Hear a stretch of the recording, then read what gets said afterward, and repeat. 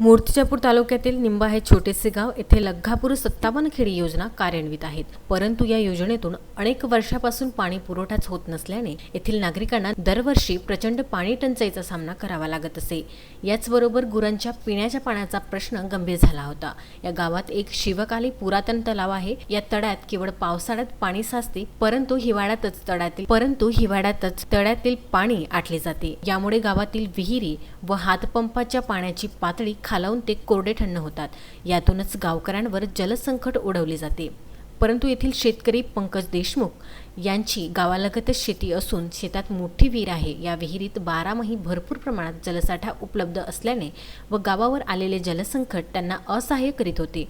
नेमकी त्यांच्या डोक्यात एक कल्पना आली आणि आपल्या शेतातील विहिरीचे पाणी स्वखर्चाने किमान 1000 फूट पाईपद्वारे गावातील तळ्यात सोडले। हा उपक्रम त्यांनी नित्याने राबवित तळ्यातील जलसाठा कमी होऊ दिला नाही। परिणामी त्यांची 2 एकर शेती पडीक राहिली। याची जराही तमा न बाळगता त्यांनी गावकऱ्यांवर आलेले जलसंकट कसे दूर होईल सातत्याने याचीच चिंता केली। आमच्या इथं बरेच वर्षापासून पाण्याचा दुष्काळ उन्हाळ्यात जाणवत होता।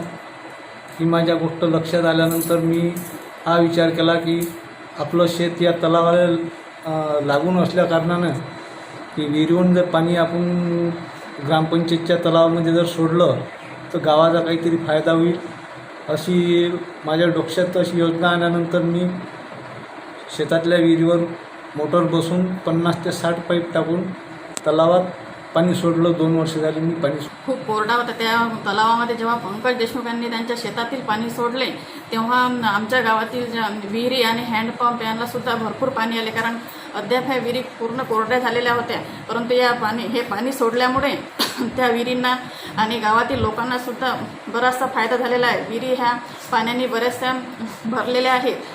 या तलावात पाणी सोडल्याने गावातील संभाव्य जलसंकट टळले। हा उपक्रम गेली 2 वर्षापासून राबवित असल्याचे गावकऱ्यांनी विदर्भ न्यूजला माहिती देताना सांगितले।